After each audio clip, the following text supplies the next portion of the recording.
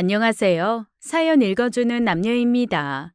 오늘도 와주셔서 감사드리며 그럼 오늘의 사연 바로 소개해드리겠습니다.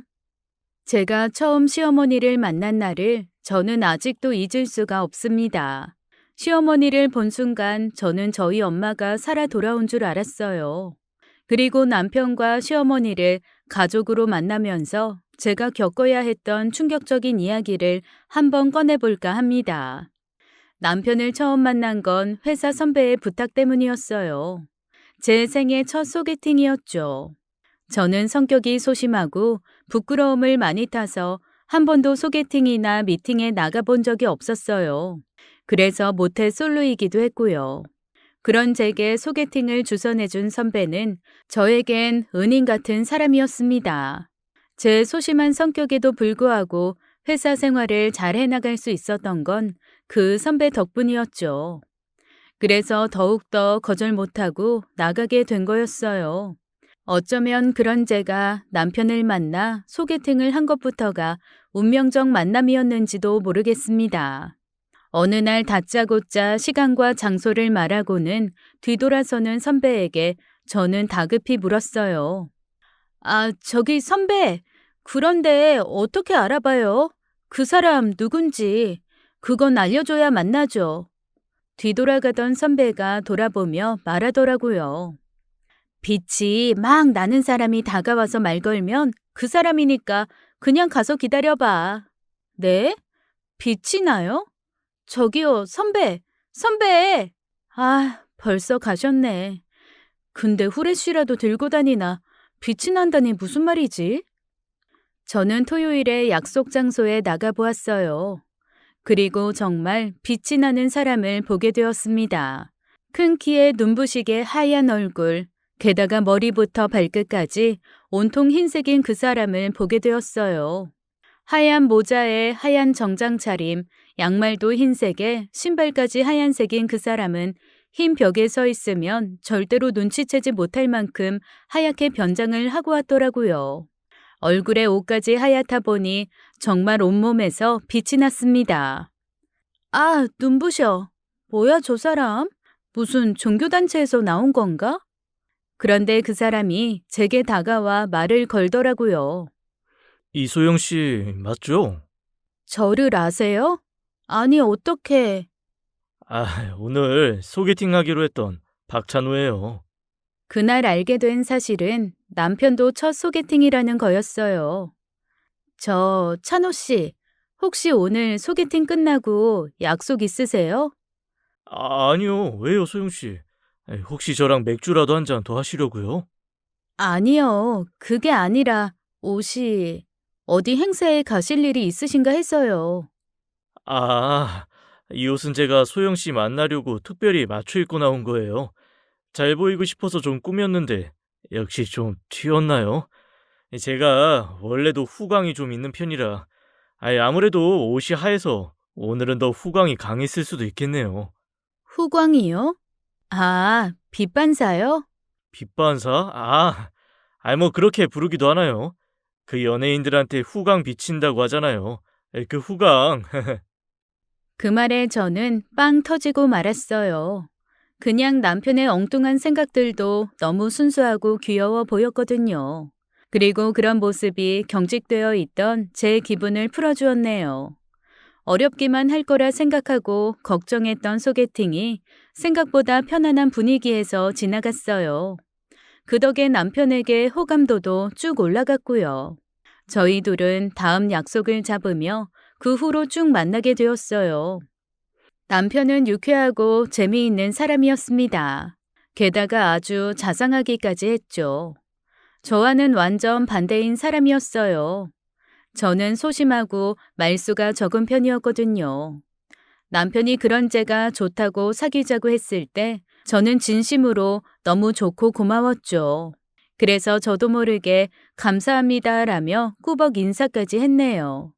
우리는 첫 만남부터 서로에게 끌렸던 것 같아요. 그래서 좋은 만남을 오래 이어가게 되었습니다. 그러던 어느 날 남편 동네에서 거닐다가 처음으로 시어머니를 마주치게 되었습니다. 너무 고운 한 중년의 여성이 다가와 남편에게 아는 체를 하더라고요. 어머, 너 내 아들 찬호 아니니? 오늘 데이트 간다더니 집 근처에서 놀고 있었던 거야? 엄마, 여긴 어쩐 일이세요? 나야 잠깐 뭐 좀 사러 나왔다가 저 멀리서 빛이 나길래 따라와 봤더니 우리 아들이 여기 있지 뭐야? 아, 엄마도 보신 거예요, 제 후광? 제가 연예인들처럼 후광이 비친다는 얘기 종종 듣잖아요. 아마도 엄마가 그 빛을 보고 따라오신 것 같네요. 참, 여기 제 여자친구예요. 소영아, 이분 우리 엄마. 어머나, 말로만 듣던 소영 씨를 오늘 처음 만나보네요. 내가 얼마나 소영 씨를 보고 싶었는지 몰라요. 아, 안녕하세요. 이소영입니다. 어쩜 목소리도 예쁘고 참 차분한 게 내 아들이랑 너무 잘 어울리네요. 감사합니다, 어머님. 어머, 어머님이라고 하는데 왜 내 심장이 떨리지? 어머, 나도 주책이네. 그러지 말고 내가 커피라도 한 잔 사주고 싶어서 그런데 어디 카페라도 잠깐 들어갈까요? 이렇게 헤어지기엔 내가 너무 아쉬워서요. 남편이 괜찮냐고 눈빛을 보내기에 저는 좋다는 눈빛을 보냈어요. 그리고 어머님을 따라 카페로 들어가게 되었죠. 어머님이 지갑에서 카드를 꺼내서는 무얼 마시고 싶냐고 묻더라고요. 그리고는 직접 주문을 해서 가져오셨어요. 제가 가져올게요, 어머님. 아니에요. 소영 씨는 앉아 있어요. 내가 갖고 올게요. 어머님은 처음 만난 저를 손님 대접하듯이 깍듯이 대해주셨어요. 어린 사람이라고 말 한마디 놓는 법이 없으시더라고요. 남편처럼 밝은 성격에 참 맑아 보이는 분이셨어요.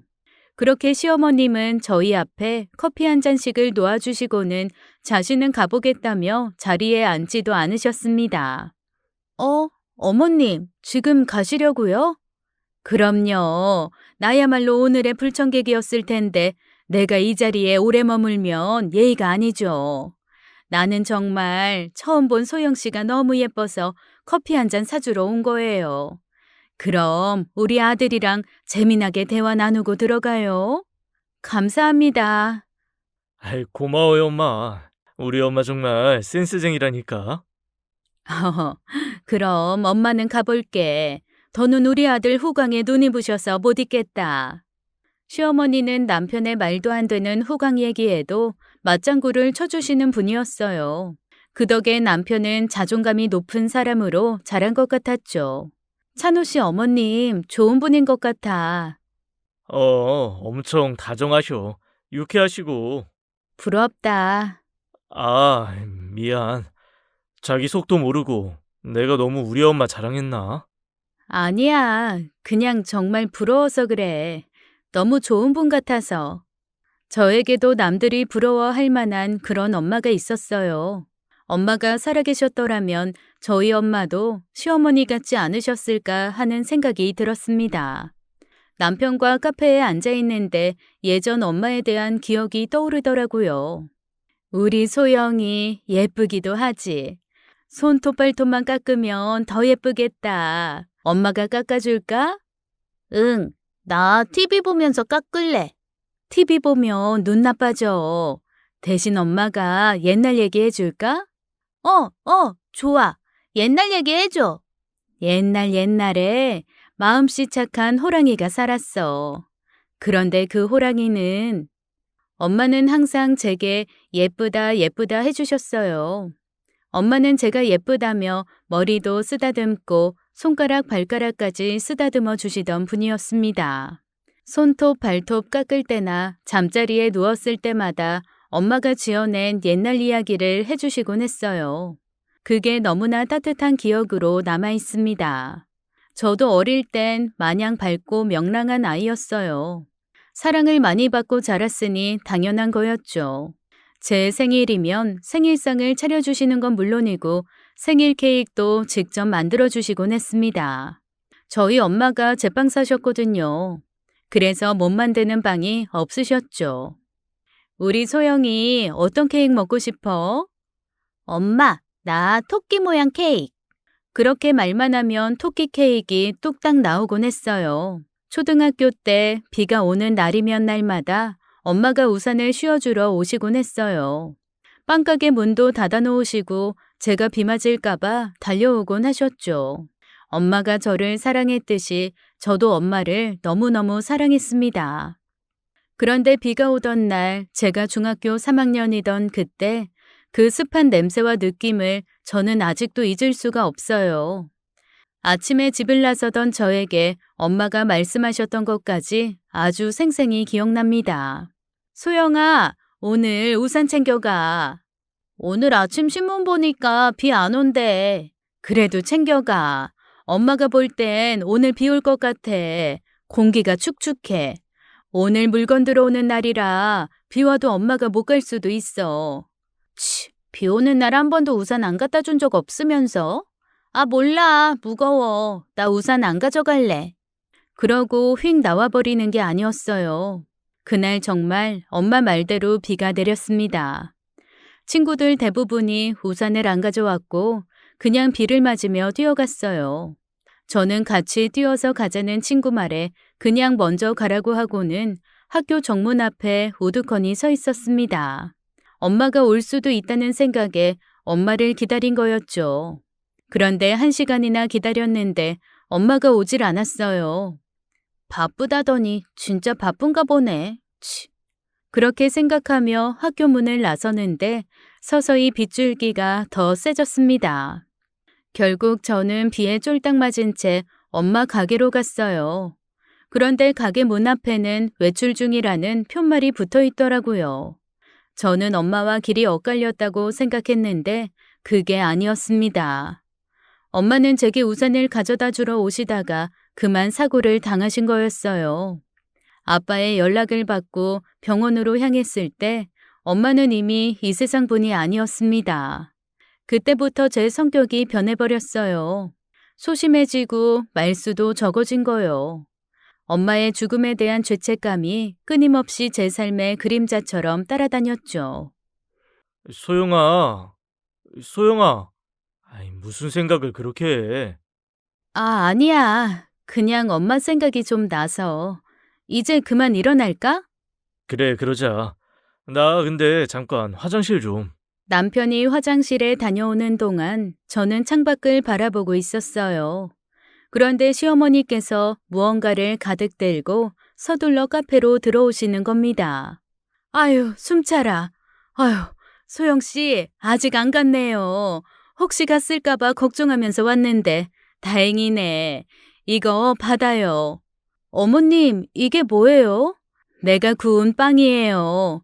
아까 빵 만들다가 버터가 모자라서 버터 사러 나온 거였거든요. 지금 갖고 온 거라 맛있을 거예요. 이따가 우리 아들이랑 나눠 먹고 남은 건 가져가서 냉동실에 넣어두고 먹어요.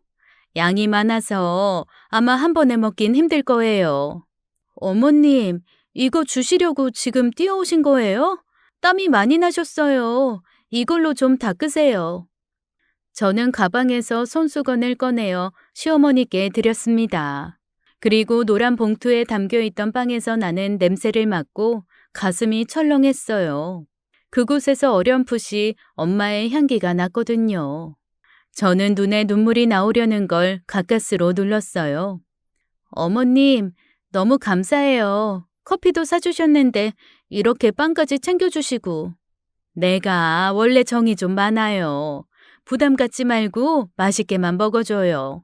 그럼 난 또 이만 가볼게요. 감사합니다, 어머님.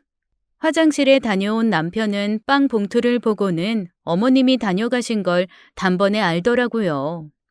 엄마 다녀가셨나 보네. 혹시 어머님 빵가게 운영하셔? 아니, 집에서 홈베이킹. 취미가 빵 만들기셔.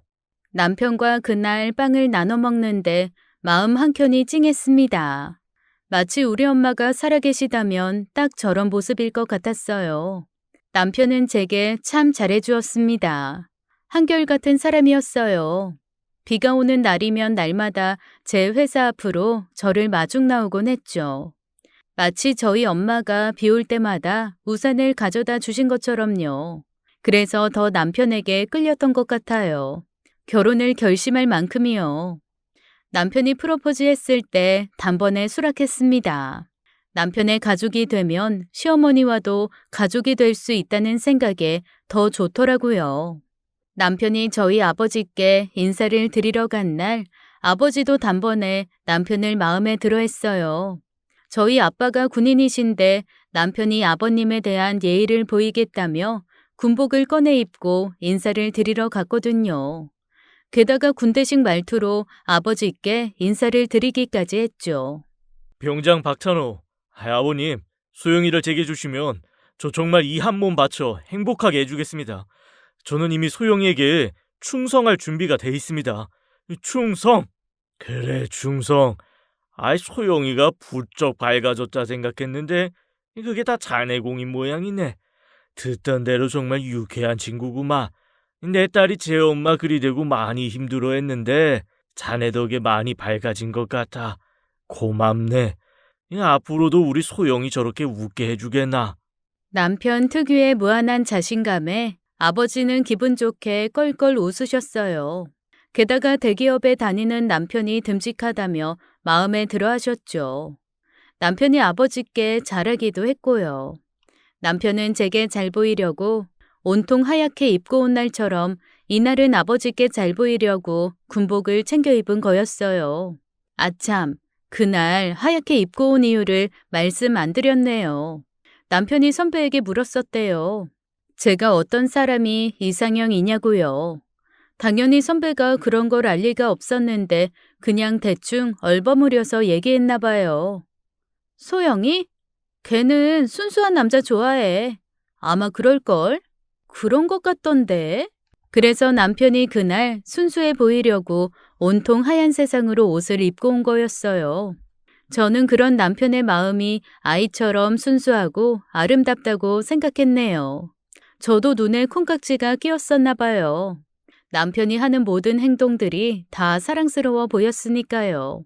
결혼식 날이었어요. 시어머니는 제 생각대로 참 정이 많은 분이었습니다. 결혼식장에서 손님들께 인사해야 할 시어머니는 저를 챙기시겠다고 신부 대기실에 더 오래 머무르셨거든요. 아무래도 엄마가 없는 제게 마음을 써주신 거였겠죠.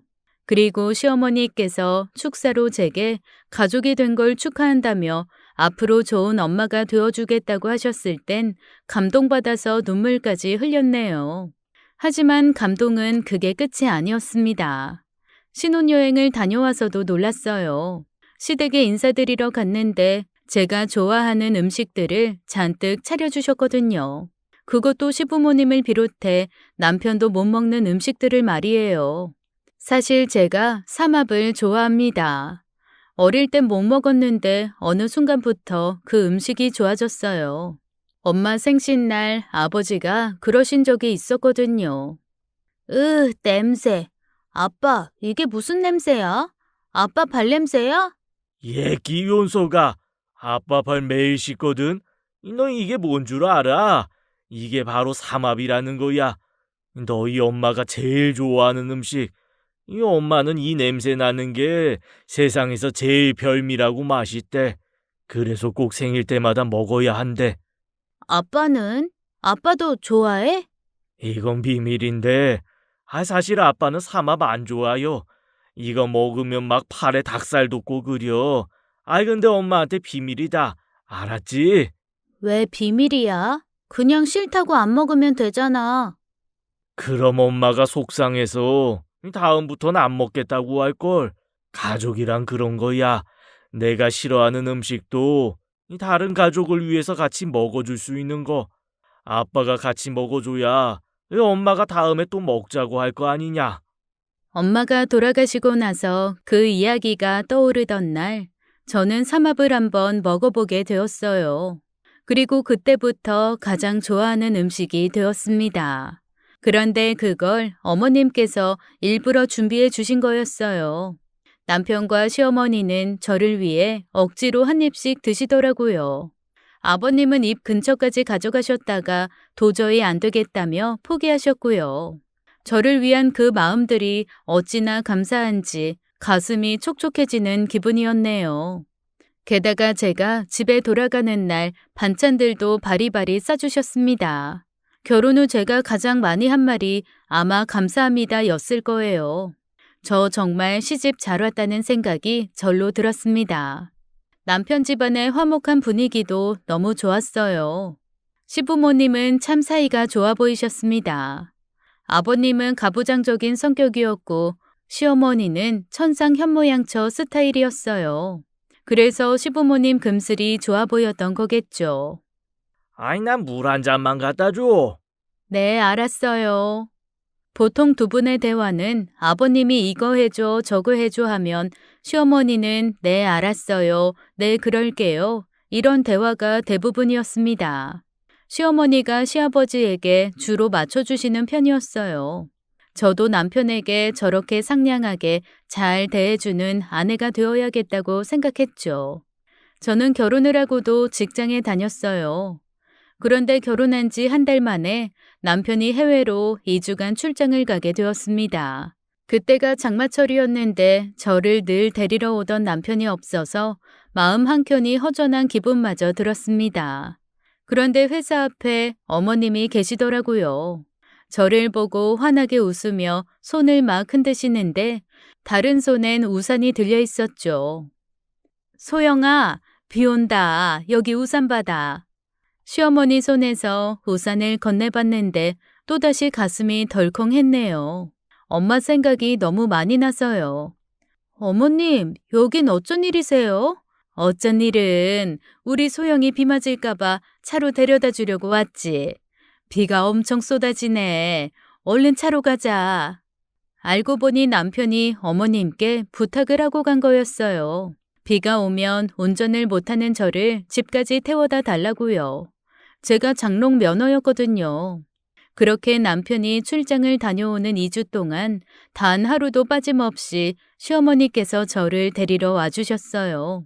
그 2주간 시어머니와 카페도 가고 쇼핑도 하면서 둘만의 데이트를 했습니다. 지나는 상점마다 저희 두 사람이 엄마랑 딸인 줄 알더라고요. 시어머니는 진짜 딸이 생긴 것 같다며 너무 좋아하셨어요. 2주간 출장 간 남편 덕에 시어머니와는 한 발자국 더 가까워졌습니다. 그리고 결혼 후 저의 첫 생일을 맞이하게 되었어요. 시어머니는 직접 케이크를 만드셨다며 케이크를 꺼내셨는데 저는 너무 놀랐습니다. 제 청가방에 달려있던 인형 모양을 빼다 박은 케이크였어요. 제가 좋아하는 캐릭터 인형이었는데 그 인형을 어떻게 보셨는지 그 인형과 똑같은 모양으로 케이크를 만드신 거였어요. 그 정성이 얼마나 대단하신지 절로 감탄이 나올 뿐이었습니다. 돌아가신 엄마 생각이 참 많이 나더라고요. 어쩌면 시어머니는 우리 엄마가 보내준 내 두 번째 엄마가 아닐까 생각했죠. 그 후로도 시어머니는 제게 참 잘해주셨어요. 남편도 그렇고 시어머니도 참 한결같은 분이었죠. 제가 임신했을 때 산후조리원도 직접 예약해 주시고 산후풍이 왔을 때 마사지까지 직접 해주셨습니다. 출산 후에는 시어머니가 아기도 잘 봐주셨어요. 아이를 키우던 중 운전연수도 직접 시켜주셔서 장롱 면허도 탈출했답니다. 정말 시어머니께서 제게 잘해주신 이야기를 하자면 밤을 새도 모자랄 것 같네요. 그런데 그런 천사 같은 분의 얼굴에 그늘이 지기 시작한 건 제가 결혼한 지 5년 정도 흘렀을 무렵이었어요. 시댁에 방문할 때마다 시어머니 얼굴이 어두워 보이셨죠. 무슨 걱정거리라도 있는 사람처럼요. 어느 날은 저랑 같이 차를 마시다가도 혼자서 무슨 생각을 하시는지 한참을 멍하니 계시더라고요. 어머님께 무슨 일 있냐고 여쭈면 그저 나이가 드니 마음이 허해서 그렇다고 하시는데 확실히 전과는 달라 보이셨어요. 그리고 또 한 가지 달라진 점이 있었습니다. 그건 바로 아버님을 대하는 태도였어요. 오랜 시간 시부모님을 겪어보니 시아버지는 아주 가부장적인 분이었습니다. 이 시대 사람이 아닌가 싶을 만큼 유교 사상의 끝판왕인 분이셨어요. 그동안 시어머니께서 늘 맞춰드리니 집안이 평화로웠던 거였죠. 그런데 어느 날부터인가 시아버지의 요구를 당연하게 들어주시던 시어머니가 시아버지의 잔심부름을 하지 않기 시작하셨어요. 시아버지는 그게 못마땅했는지 싫은 소리를 하셨고요. 하루는 이런 일이 있었습니다. 빨래를 널고 있던 시어머니께 시아버지가 말씀하셨어요. 아, 요즘 왜 이렇게 입을 옷이 없어? 장롱에 내 옷도 텅텅 비어 있고. 당신 요새 살림을 제대로 하는 게 맞아? 그걸 이제야 눈치챈 거예요? 나 이제 당신 옷 못 빨아주니까 당신 옷은 당신이 빨아 입어요. 아이, 뭐야? 아이, 옆편 얘가 며느리도 있는데 이게 무슨 행동이야? 집에서 하는 게 뭐 있다고? 밖에서 일하는 사람 옷도 못 빨아? 어? 그렇게 평생 당신 수발 들어줬으면 이제 그만 부려먹을 때도 되지 않았어요?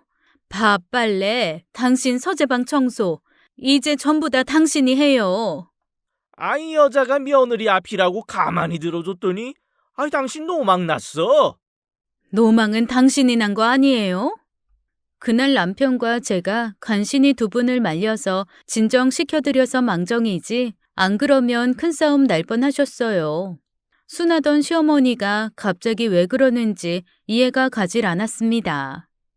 그 일이 있고 나서 시아버지는 주말에도 뵙기가 어려웠어요. 시댁에 방문할 때마다 안 계셨거든요. 시어머니께 여쭤보면 아버님이 골프나 낚시를 갔다고 말씀하셨어요. 요즘 외출이 잦으시다고 생각하긴 했는데 그래도 시어머니 생신 때도 안 계실 줄은 몰랐습니다. 시어머니 생신이라 여느 때처럼 미역국과 잡채와 고기 요리를 준비해서 시댁에 방문했어요. 어머님은 생일을 맞이한 사람답지 않게 얼굴 표정이 어두웠죠. 게다가 방금 전에 울기라도 하신 것처럼 눈가가 붉어져 있었어요. 엄마, 아버지는요? 몰라. 그 인간 낚시 가서 물에 빠져 죽었는지 아니면 골프장에 가서 공에 맞아 죽었는지 내가 알게 뭐야? 엄마 혹시 아버지랑 싸우셨어요? 그런 거 아니다. 네 아버지 출장 갔어. 아이, 난 또 뭐라고. 진짜 아버지가 엄마 생일날에도 낚시 간 줄 알았잖아요. 그럼 우리 아버지만 빼고 셋이 신나게 파티할까요? 제가 엄마 보여주려고 생일 축하 무대 공연 준비도 해놨는데. 남편은 시어머니 기분을 좋아지게 하려고 어디서 났는지 모를 반짝이 무대 의상을 입고 와서는 어머님 앞에서 요상한 춤과 함께 트로트를 불렀습니다. 저도 질세라 관절을 꺾어가며 최선을 다해 춤을 춰서 어머님을 웃게 해드렸죠. 그 모습에 어머님도 조금 기분이 풀어지는 듯 하셨어요. 그렇게 생일 파티를 끝내고 집으로 돌아왔습니다.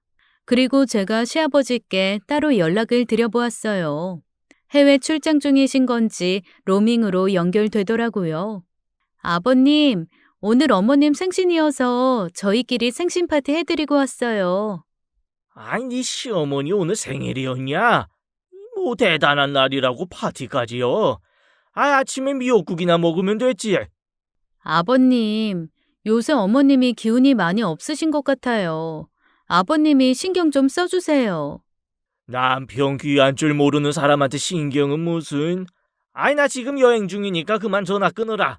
어머님이 분명히 출장 가셨다고 했는데 아버님은 여행 중이라고 하시더라고요. 순간 뭐지 싶었습니다. 남편에게도 아버님 여행 가셨다고 말씀드리니 못 믿는 눈치였어요. 그동안 한 번도 그러신 적이 없다면서요. 어머님은 점점 우울해 보이셨고 저희는 걱정되는 마음에 상담센터에 가보자고 했습니다. 하지만 어머님은 완강히 거부하셨어요. 그러던 어느 날 남편이 상여금이 나왔다며 어머님과 함께 바람 좀 쐬고 오라고 카드를 내밀더라고요. 남편도 요즘 부쩍 날카로워진 어머님이 신경 쓰이는 눈치였죠. 저는 어머님을 모시고 양평의 한 카페로 모시고 갔어요. 남편과 제가 연애할 때 자주 들르던 카페였습니다. 2층짜리 건물을 통째로 카페로 운영하는 곳이었어요. 주문한 커피를 받아서 시어머니와 함께 2층으로 올라갔는데 그곳에서 딱 아버님을 마주치게 되었습니다. 어머, 어머님, 저기 아버님 아니세요? 어디? 시어머니가 제가 가리킨 곳을 바라보며 아버님을 확인하시더니 갑자기 허둥대며 얼른 집에 가자고 하시더라고요. 이제 막 커피를 받았는데 갑자기 집에 가자는 어머님의 행동이 어딘지 이상해 보였어요. 어머님이 서두르는 통에 1층에서 올라오는 한 여자와 어머님이 부딪히고 말았죠. 그 바람에 그 여자가 들고 있던 커피가 어머님 옷에 모두 쏟아져 버렸습니다. 어머, 어머님, 괜찮으세요? 제 말이 끝나기 무섭게 짝 하는 소리가 커피숍에 울려 퍼졌습니다. 저는 너무 놀라 동그래진 눈으로 어머님을 쳐다보았어요. 어머님은 화가 잔뜩 나셔서 얼굴이 시뻘게 지셔서는 앞에 있는 여자를 노려보고 있었습니다. 요즘 어머님이 예민한 줄은 알았지만 어머님 옷에 커피를 쏟았다고 그 여자를 그렇게 때릴 줄은 몰랐어요. 이건 어머님이 너무하셨다는 생각이 들었습니다. 그렇게 순하던 어머님이 요즘 왜 이러실까 싶어 걱정이 앞섰어요. 제가 이런 생각을 하는 동안에도 사건은 진행되고 있었죠. 어머님에게 뺨을 맞은 그 여자는 손으로 얼굴을 감싸고는 그 자리에 주저앉더라고요. 마침 아버님이 저희를 보셨는지 달려오셨어요. 아니, 당신 이게 뭐하는 짓이야? 왜 다짜고짜 사람을 때리고 그려? 아이고, 미쓰리, 괜찮어? 아유, 어디 안 다쳤어? 아유, 이 고운 얼굴에 상처 안 났나 봐봐. 놀고 앉았네. 보자 하니까 불륜이 무슨 자랑이라고 이런 벌건대 낮에 카페를 돌아다니길. 뭐야? 아니, 당신이야말로 집에서 살림이 날 것이지. 아니, 뭐 한다고 여기까지 와서 이 사람을 때리고 난리야? 아니, 혹시나 미행했어? 그것도 며느리까지 끼고 와서. 아니, 당신 당장 미쓰리한테 사과해. 어디 가니 곰발바닥 같은 당신 손을 들이밀어? 뭐야? 너 오늘 너 죽고 나 죽자. 그 순간 시어머니는 제가 들고 있던 커피를 아버님 얼굴에 쫙 뿌리시더니 당황해하는 아버님이 정신을 차릴 틈도 안 주시고 머리채를 잡아 흔드셨어요. 아버님이 어머님에게 머리채를 잡히자 그 불륜녀라는 젊은 년이 일어나 어머님 머리채를 잡더라고요. 그래서 저도 그 여자 머리채를 잡고 힘껏 흔들어 버렸습니다. 결국 카페 주인의 신고로 경찰까지 왔고 우리 4사람은 그 카페에서 쫓겨나게 되었어요. 며느리 앞에서 창피한 줄 알아. 다 늙어서 이게 무슨 추태야? 당신 말 들어줄 생각 없으니까 시끄럽게 하지 말고 이혼 서류나 작성해서 내 책상에 올려라. 당장 이혼해 줄 테니까 집으로 들어오기나 해. 당신 드디어 결심 선 거야. 어차피 이럴 거 그동안 왜 그렇게 버틴겼어? 에이, 뭐 아무튼 내가 오늘이라도 집에 들어갈 테니까 당신 딴소리 하지 마. 미친 노인네. 저는 어머니를 모시고 차에 탔어요. 당차게 아버님을 쏘아대던 어머님은 어디 갔는지 차에 타자마자 펑펑 울며 신세 한탄을 하셨죠. 그런데 그 한탄을 듣다 보니 저도 덜어 울컥하더라고요. 젊은 시절의 두 분은 처음부터 경제적 여유가 있던 게 아니었대요. 아버님 사업이 여러 번 위기가 있었는데 그때마다 어머님이 돈을 대주셨다고 했습니다. 어머님이라고 돈이 많아서 도와주신 게 아니었대요. 남편 업어 키우며 식당 일하고 청소 일하며 돈을 모아서 아버님 사업 자금으로 대주신 거였다네요. 내가 얼마나 열심히 살았는지 아니? 우리 가족 잘 살아보겠다고 남의 밑에서 굽신대가며 일했다. 그래야 내 자식 잘 키우고 말년에 편히 살 거라 생각하면서 손이 부르트고 발이 부르트도록 일했어. 알뜰살뜰 집안 살림 하시며 돈까지 벌어서 아버님의 부도 위기를 여러 번 넘기셨다고 했습니다. 그렇게 지금의 회사로 키워냈다고요. 네 시아버지가 돈 없다고 절절 맬 때마다 내가 자존심도 굽히고 여기저기 동구하러 다닌 것도 여러 번이야. 하루는 부모님한테 손 벌렸다가 얼마나 욕을 먹었는지 몰라. 그래서 온갖 허드렛 일도 마다 않고 일해서 내가 직접 돈 벌어서 모아다 줬다. 어머님은 그렇게 열심히 내조하셨다고 했습니다. 이제야 찬호 장가 보내고 나도 네 시아버지랑 인생 즐기면서 편하게 살려나 했더니 저 인간은 자기 인생 즐기겠다고 젊은 년 뒷공문이나 쫓아다니고 내가 그동안 억척스럽게 산 인생이 다 허무하고 억울하네. 어머님은 시아버지와의 행복한 말년을 꿈꾸셨는데 아버님은 그런 조강지처 어머님을 버리고 바람이 나신 거였어요. 내가 너희 보기 창피해서 그동안 말을 안 했는데 이제 며느리 앞에서 딱 걸린 이상 나도 더는 참고 살 마음 없다. 알고 보니 얼마 전 어머님 생신날 시아버지가 안 계셨던 것도 시아버지가 그 불륜녀와 해외여행 중이었던 것이었대요. 너무 황당한 건 그 불륜녀 생일과 시어머니 생일이 같다고 했습니다. 아버님은 이미 마음이 단단히 떠나신 것 같았어요. 아버님은 제게 걸리고 난 후 뭐가 그리 떳떳하신지 아주 대놓고 그 여자를 입에 거론하고 하루빨리 이혼 절차 밟자며 어머님을 채근한 모양이었습니다. 남편도 이 사실을 알고 엄청 충격받았어요. 남편은 아버님을 찾아가 고성을 지르고 난리를 피웠죠. 아버지, 순간의 감정 때문에 엄마하고 이혼하시는 게 말이 돼요? 제발 정신 차리시고 원래 자리로 돌아오세요. 원래 자리? 나야말로 이제야 내 자리 찾은 것 같다.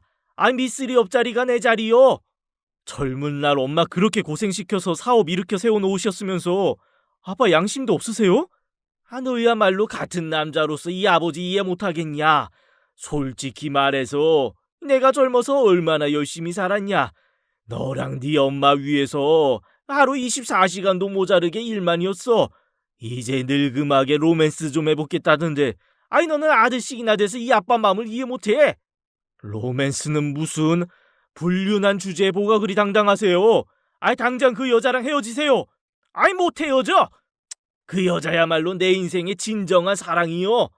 그 여자 보나마나 아버지 재산 노리고 접근한 거예요. 보면 몰라요?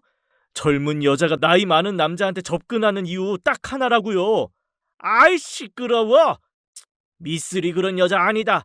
그리고 나 이제 그 여자 없으면 못 살아. 이제는 하루라도 안 만나면 내가 몸이 닳아서 안 돼.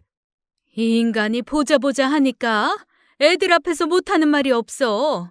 당장 꺼져, 이 몹쓸 인간아.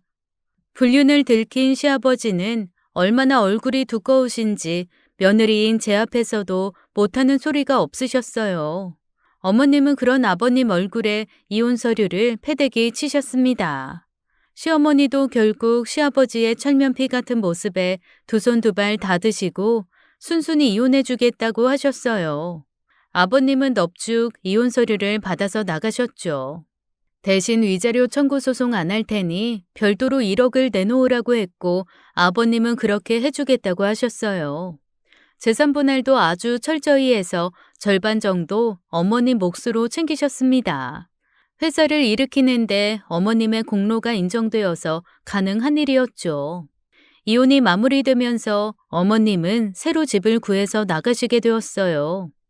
어머님의 짐이 빠지던 날 저와 남편 모두 마음이 괴로웠습니다. 시어머니가 떠나시던 날 남편에게 말씀하셨어요. 절대로 제 마음 속상하게 할 일 만들지 말라고요. 소영이 많이 아껴줘. 누구보다 네 마누라 소중한 줄 알아야 말년이 편한 법이야. 엄마 말 알겠니? 걱정 마세요. 엄마야말로 건강 잘 챙기세요. 어머님은 소형평수 주상복합 아파트로 들어가서 사시게 되었어요. 짐을 모두 넣어드리고 집으로 돌아와 자려는데 남편이 많이 속상한지 잠을 못 자더라고요. 그래서 그날 남편과 함께 술 한잔 마시고 잠이 들었네요. 그런데 다음 날이 일요일이었는데 시아버지께 아침부터 전화가 왔더라고요. 무슨 일이냐고 여쭈니 빨리 집으로 좀 와보라는 것이었습니다. 저는 무슨 일이라도 생긴 줄 알고 잠이 덜 깬 남편을 깨워서 시댁에 가게 되었어요.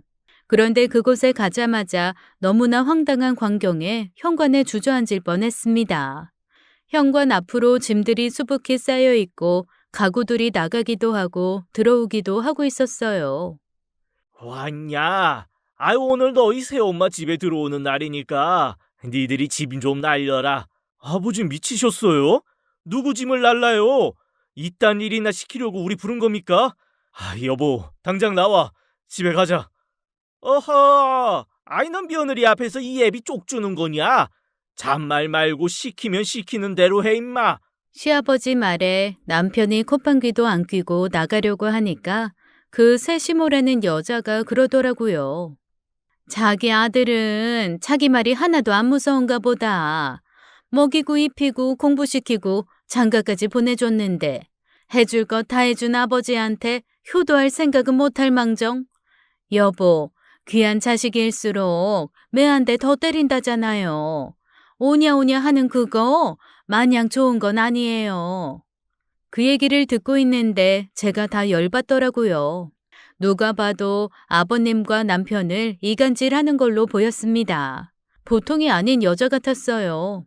결국 아버님은 그 여자 말에 놀아나더라고요. 아이, 너 그따위로 행동할 거면 당장 내 집에서 나가. 네, 안 그래도 지금 바로 나갈 생각이에요. 이 집 말고 니들 부부 살고 있는 집. 그거 내 아파트 아니었냐? 당장 나가. 그 불륜녀가 뒤에서 입꼬리를 살짝 올리며 웃는데 얼마나 열이 받던지요. 남편은 그 말에 당장 나가겠다고 했는데 저는 남편 팔을 잡고 지그시 눌렀습니다. 아니에요. 짐 옮기는 거 도울게요. 뭐부터 하면 되죠? 불륜녀는 그제야 만족스러워하며 제게 이것저것 지시를 하더라고요. 저는 이를 돕는 척하며 온갖 장난질을 쳐놓고 나왔습니다. 그 여자 명품백에 사인펜으로 찍 그어놓고 명품 향수와 목걸이와 귀걸이를 쓱 집어서 나오려다가 범죄를 저지를 수는 없어서 베란다 창고 깊숙한 곳에 넣어버렸어요. 절대로 찾지 못할 만한 곳에요. 안 해본 짓 하려니 얼마나 손이 벌벌 떨리던지 식은땀을 줄줄 흘리자 아버님이 열심히 일한다고 맛있는 걸 사주겠다고 하시지 뭐예요. 그래서 이왕 사시는 거 킹크랩 사달라고 했습니다. 그런데 불륜녀는 무슨 킹크랩이냐며 그냥 짜장면 먹고 가라더라고요. 제가 지금 저만 쫓아고 그래요? 아버님 몸보신 해드려야죠. 이제 젊은 새어머니 들어오셨는데. 그러자 시아버지는 맞다며 맞장구를 치시고는 제게 카드를 쥐어주셨습니다.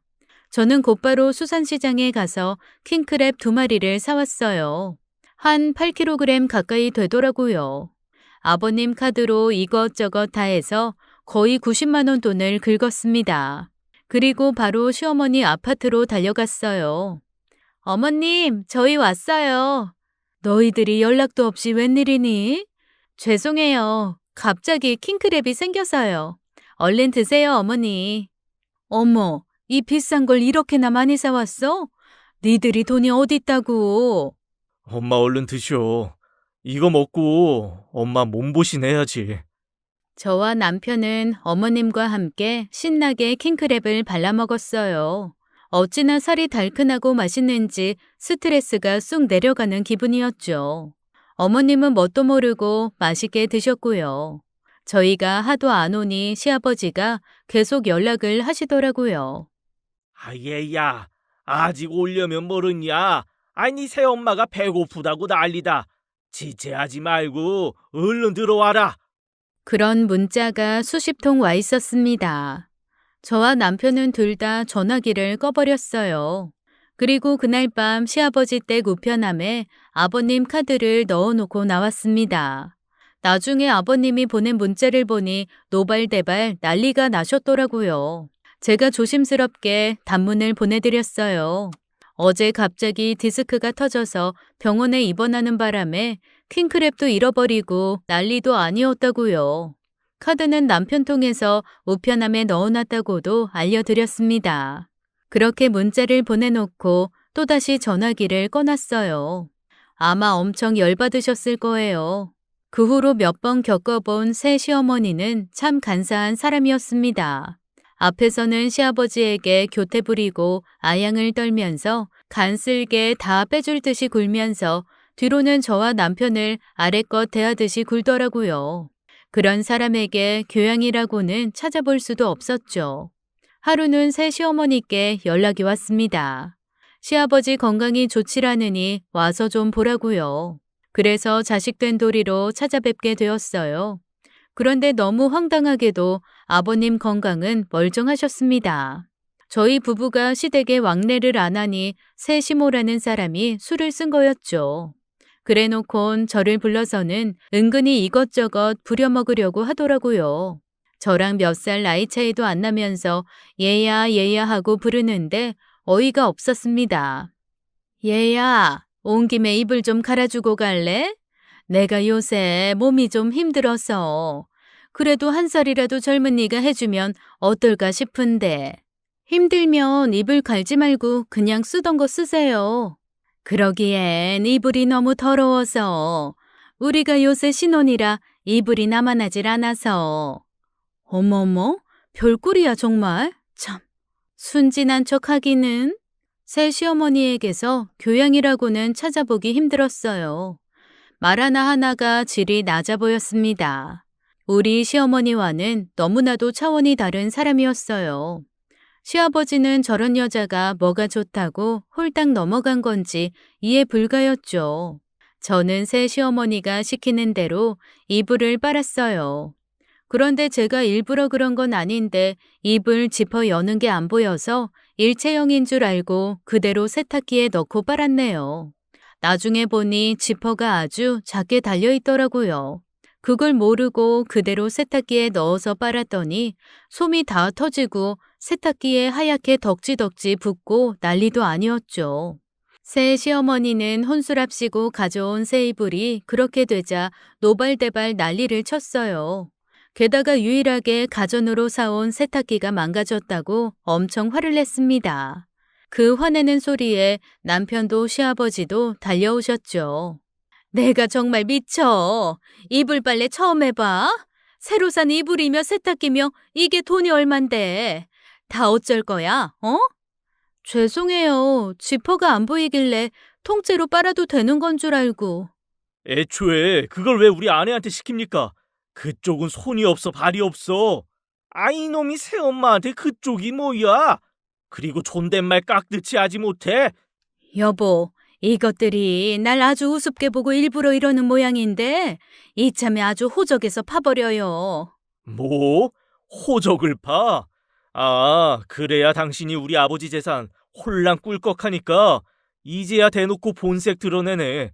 아버지, 이래도 이 여자가 진정한 사랑이에요? 호시탐탐 아버지 재산 가질 생각만 하는 여자라고요. 그때 갑자기 전화벨이 울렸습니다. 바로 제 핸드폰이었어요.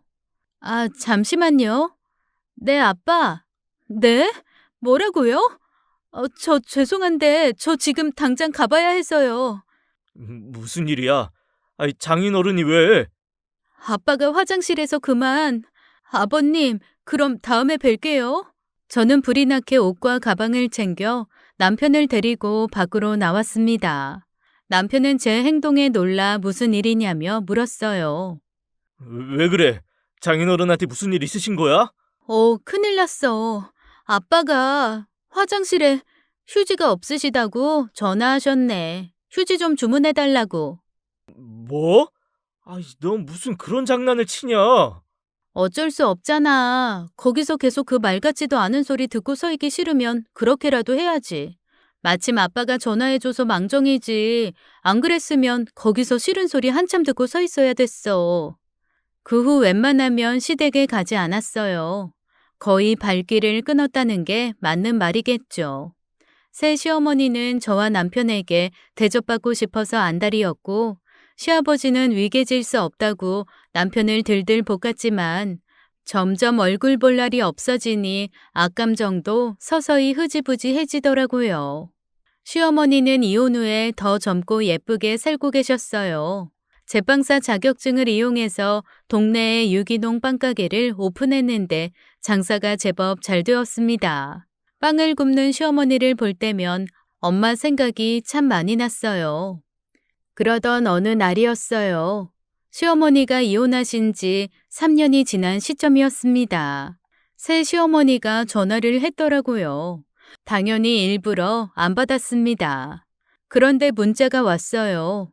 시아버지가 췌장암에 걸렸다고요. 남편도 이 사실을 듣고 많이 놀랐습니다. 췌장암이 사망률이 높은 암이다 보니 더욱 그럴 수밖에 없었어요. 시아버지가 수술을 받으시던 날 많이 무서워하시더라고요. 이제 인생 좀 살만하니까 이런 무서운 병에 걸리기나 하고 인생이라는 게 이렇게 뜻대로 안 되는 건가 보다. 췌장암 초기라고 하니까 너무 걱정 마세요. 이렇게 발견된 것만으로도 기적이랬어요. 그런데 네 새엄마는 어디 있냐? 아까 집에 좀 다녀온다고 가던데요. 이제 1시간 후면 수술인데, 이 사람은 어딜 간 거야? 내 옆에 꼭 붙어 있지 않고. 시아버지께서는 새 시어머니를 찾으며 전화해보라고 했는데 새 시어머니의 전화기는 계속 통화 중이었습니다. 결국 아버님은 새 시어머니를 뵙지 못하고 수술에 들어가셨어요. 그리고 저는 남편 차에 놓고 온 제 핸드폰을 찾으러 잠시 주차장으로 내려갔습니다.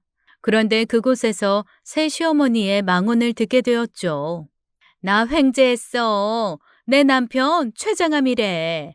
저는 제 귀가 잘못된 줄 알았어요. 남편이 췌장암인데 횡재라뇨.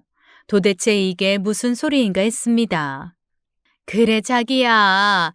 췌장암이 그게 좀 무서운 병이야? 열에 9은 죽는다는 게 췌장암이라는데 이게 로또 아니면 뭐야. 나 조만간 로또 당첨된 것보다 더 많이 상속받게 생겼어. 만약에 악마가 있다면 저런 게 악마겠구나 싶었습니다. 제 눈으로 보고도 믿기지 않는 장면이었어요. 후들거리는 다리를 진정시키느라 차 안에 한 20분을 앉아 있다가 병실로 올라갔어요. 차마 제가 본 광경을 시아버지께는 전달하지 못하겠더라고요. 게다가 큰 수술을 앞둔 사람에게는 더더욱이요.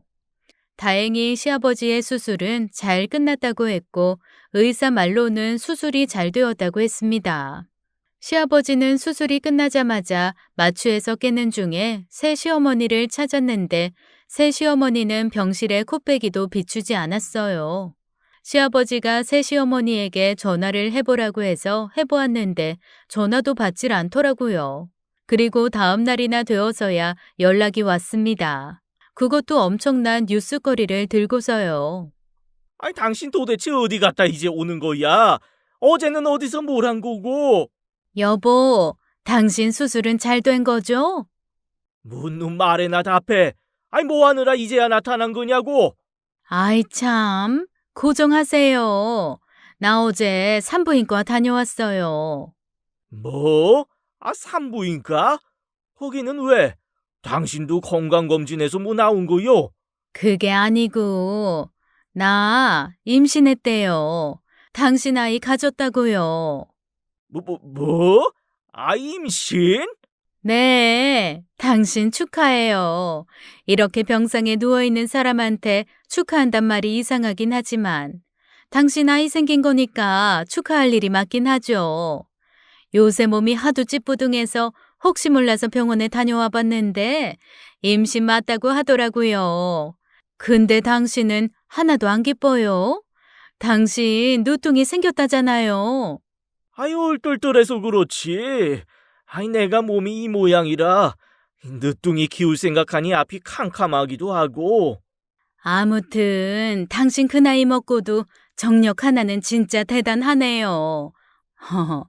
당신 인상 좀 펴요. 당신 어제 수술할 때 내가 옆에 없어서 많이 서운했던 거예요? 미안해요. 그래도 이렇게 기쁜 소식 들고 왔잖아요. 시아버지는 병원 때문인지 새 시어머니의 임신 소식에도 크게 기뻐하지 않으셨어요. 그저 놀라하는 눈치였죠. 게다가 새 시어머니가 시아버지의 중요한 수술날 자리를 비운 것에 빈정상해하시는 것 같았습니다. 새 시어머니는 시아버지가 췌장암에 걸린 사실을 알게 된 후로 조금씩 변해갔어요. 임신을 핑계로 아버님 병간호를 등한시했습니다. 늘 이유는 입덧이 심해서라고 하는데 우리가 안 볼 때면 무지막지하게 먹어대더라고요. 그러다 저나 남편이 나타나면 먹다가도 갑자기 입덧하며 못 먹는 척을 하고요. 시아버지는 발길이 뜸한 새 시어머니를 그러려니 하고 냅두더라고요. 그러던 어느 날 시어머니 귀에도 시아버지의 췌장암 소식이 들어갔어요. 저희는 따로 말씀 안 드렸는데 시아버지께서 시어머니께 전화를 해서는 병문안을 오라고 했다더라고요. 아마도 새 시어머니가 코빼기도 안 비추자 서운했던 모양인지 꿩 대신 닭으로 본처였던 시어머니를 부른 것 같았습니다. 시어머니는 정이 많은 분이라 시아버지가 아프다고 하시니 외면하질 못하시더라고요. 결국 몇 번 병원에 같이 와주시고 시아버지 병수발도 몇 번 거들어 주셨어요. 그러던 어느 날 시아버지가 저희 있는 데서 시어머니께 미안하다고 말씀하시더라고요. 아니, 내가 당신한테 참 못난 짓 했다. 미안요. 시어머니는 시아버지 말에 쿨하게 말씀하셨어요. 그런 말 말고 얼른 낫기나 해요. 당신 췌장암 초기라더니 엄살이 너무 심한 거 아니에요? 시어머니도 새 시어머니가 밖으로 나돈다는 사실을 알고 계셨어요. 시어머니가 시아버지를 챙기는 동안 시댁의 풍경은 점점 변해가고 있었죠. 시어머니가 시아버지의 카드를 들고 나가 명품을 사드렸고 집안 가구도 싹 다 바꿨습니다. 우연히 시댁에 갔다가 카드 고지서를 보게 되었는데 자그마치 카드값이 3천만 원이 넘었어요. 시어머니의 그 같은 행태에도 시아버지는 아무 말씀이 없으셨죠. 저는 속으로 생각했어요. 새 시어머니의 뱃속의 아기가 얼마나 중요하면 시아버지가 저 카드값에도 잔소리 한 번을 안 하실까 하고 말이에요. 반면에 먼저 낳은 자식인 남편에게는 병수발뿐만 아니라 회사 일까지도 엄청 시키셨습니다. 남편은 아버님이 췌장암 수술을 받은 후에 휴직을 하고 아버님 회사를 돌보기 시작했어요. 아버님이 그러기를 원하셨거든요. 남편은 돈 한 푼 안 받고 시아버지의 회사 일을 도맡아 하게 되었습니다. 그러던 어느 날이었어요. 시아버지의 몸 상태는 날로 좋아지셨고 새 시어머니의 배는 점점 불러오더니 어느 날 출산을 하게 되었습니다.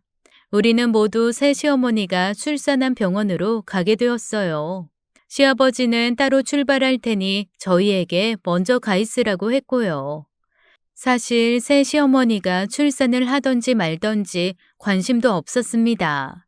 다만 시아버지께서 중대 발표가 있으니 꼭 참석하라고 하셔서 어쩔 수 없이 가게 된 거였어요. 도대체 무슨 발표를 하시려고 저렇게 무게를 잡으시나 궁금하기도 했고요. 저는 속으로 새로 태어날 아기에게 재산이라도 미리 증여하려고 하시는 건가 싶어서 솔직히 병원에 가는 게 내키지 않았어요. 병원에 가니 시어머니가 몸을 풀고 누워있더라고요. 젊어서 아기 낳느라 힘들지도 않았는지 아주 쌩쌩하더라고요. 새 시어머니는 아기를 낳고 아주 기세 등등해진 모양이었어요. 새 시어머니의 출산에도 딱히 감흥이 없던 저와 남편을 보며 이렇게 말하더라고요. 찬호야, 요새 아버지 일 돕느라 힘들지? 그래도 조금만 참고 더 애써라. 네 동생한테 나중에 회사 물려주려면 형인 네가 고생 좀 해야지. 안 그러니? 이제 갓 나온 애한테 아버지 회사 맡길 생각까지 하셨어요?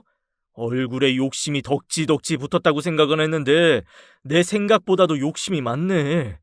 너무 그렇게 못되게 말하지 마. 아무리 그래도 얘는 네 동생이니까. 너희 시아버지가 날 너무나 사랑해서 가진 아이인데 아무렴 그깟 회사 하나 안 주시겠니? 남편이 더 상대하기 싫어 병실을 나가려는데 시아버지가 들어오셨어요. 그리고 시아버지 들어오는 회사 변호사님이 서 있었습니다. 애 낳느라 수고했다. 이제 당신이 애도 낳고 했으니까 내가 중대 발표 좀 하려고 왔어. 강 변호사 애들한테 얘기하지. 네, 회장님. 새 시어머니는 한껏 들뜬 표정으로 눈을 반짝였습니다. 그리고 곧이어 얼굴이 사색이 되었어요. 시아버지가 전 재산을 제 남편에게 증여하겠다고 했기 때문이었습니다. 게다가 회사도 전부 양도한다고요. 새 시어머니는 그 말에 펄쩍 뛰며 길길이 날뛰더라고요. 자기가 아들을 낳았는데 왜 본인이 낳은 아들한테는 아무것도 없냐고요. 게다가 자기는 법적으로 아내인데 자기 몫은 왜 안 챙겨주냐고 말이죠. 그러자 시아버지가 충격적인 이야기를 꺼냈습니다. 그렇지. 아니, 아무리 그래도 당신이 내 아내인데, 게다가 아들도 낳았고, 아이, 근데 그게 내 아들은 아닌 것 같으냐는 말이야. 아이, 뭐 지금이라도 당장 친자 확인 검사하고 싶으면 해도 돼. 아이, 근데 미쓰리, 내가 전에 말 안 했던가? 아이, 나 애 못 낳는다고. 나 젊은 시절에 오토바이 끌고 다니다가 사고 나서, 아이, 우리 찬호 낳고 나서 고자 됐다고 말이요. 그게 무슨 소리예요? 여보, 당신이 고자라니. 아이고, 그러고 보니 내가 창피해서 말 안 한 것 같네. 남자가 가오가 있지. 아이, 그런 얘기를 어떻게 해요? 안 그려? 시아버지가 말을 마치자 시어머니 얼굴은 하얗게 질려 아무 말도 못하고 있었고 손은 벌벌 떨리고 있었어요. 그리고 그 손에 강 변호사가 이혼 서류를 쥐어주었습니다. 누구 애인지 모르겠지만 이 더러운 지능탁 싸움하기 싫으니 순순히 이혼 서류에 사인하지. 시아버지는 그 말을 남기고 병실 밖으로 나가셨어요. 저희도 따라 나왔습니다. 잠시 후 병실 안에서는 괴성이 흘러나왔어요.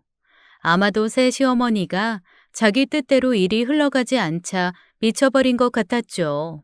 그리고 며칠 후에 시어머니의 빵집 앞으로 찾아갔는데 그곳에서 서성이고 있는 시아버지를 보게 되었습니다. 저와 남편은 일부러 가까이 가지 않고 멀리서 시아버지를 지켜보았어요. 마침 빵가게에서 시어머니가 남자친구분과 함께 팔짱을 끼고 밖으로 나오고 계셨고 가게 문 앞에 서 있는 시아버지와 마주치게 되었습니다. 두 분이 이런저런 말을 주고받는 듯 했는데 급기야 시아버지가 시어머니 앞에 무릎을 꿇고 치맛자락을 붙들고 늘어지시더라고요. 집안에서 왕으로 군림하며 권위적으로 살아온 시아버지가 시어머니 앞에 무릎을 꿇는 모습에 너무 놀랐어요. 그런데 그보다 더 놀랄 일이 생기고 말았습니다. 시어머니 치맛자락을 붙들고 있던 시아버지가 갑자기 뒤로 넘어가며 쓰러지신 거였죠. 멀리서 지켜보던 저희는 너무 놀라 시아버지를 향해 뛰어갔습니다. 남편이 구급차를 불렀고 곧 도착한 구급차가 도착하고 나서 시아버지가 깨어나셨어요. 저와 남편은 가슴을 쓸어내렸습니다. 남편은 차로 저를 따라왔고 제가 시아버지와 함께 구급차를 타고 병원으로 향했어요. 그리고 눈을 감고 있는 아버님을 향해 혼잣말을 하듯이 물었습니다.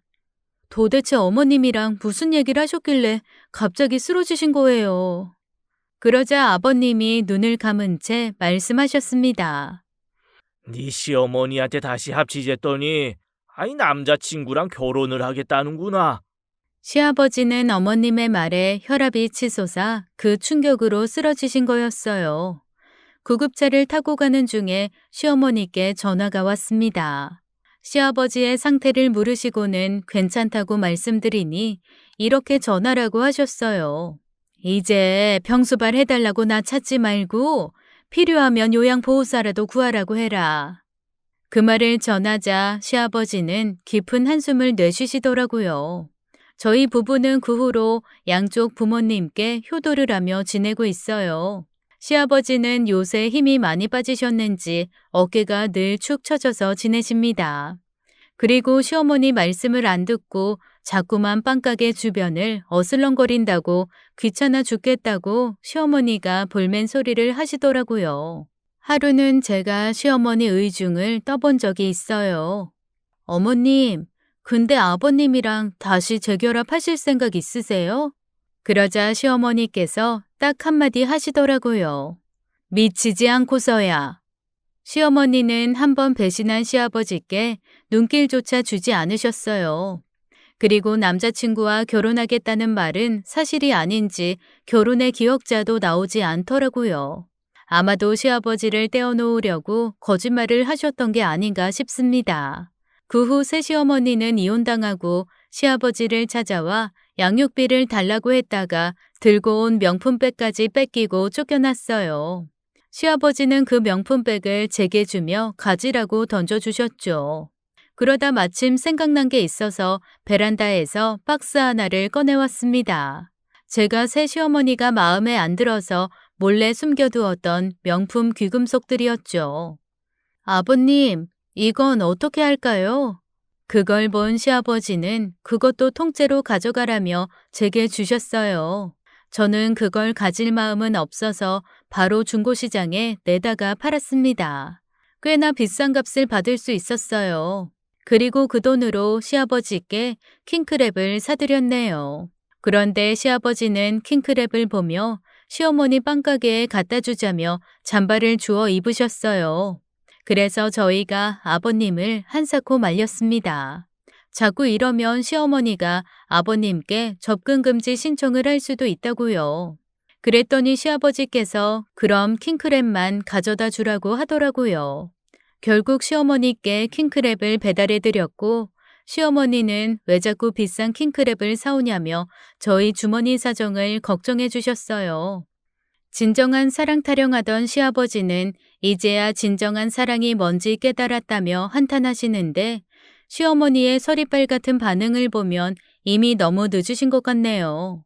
그러게 있을 때 잘하라는 말이 있나 봅니다. 아버님이 이제는 현실을 직시하시고 홀로 서기를 잘 준비하셨으면 좋겠네요. 저희 집 이야기는 여기까지입니다. 지금까지 사연 읽어주는 남녀였습니다. 끝까지 함께 해주신 여러분 감사드리며 저희는 다음 사연으로 돌아올게요. 감사합니다.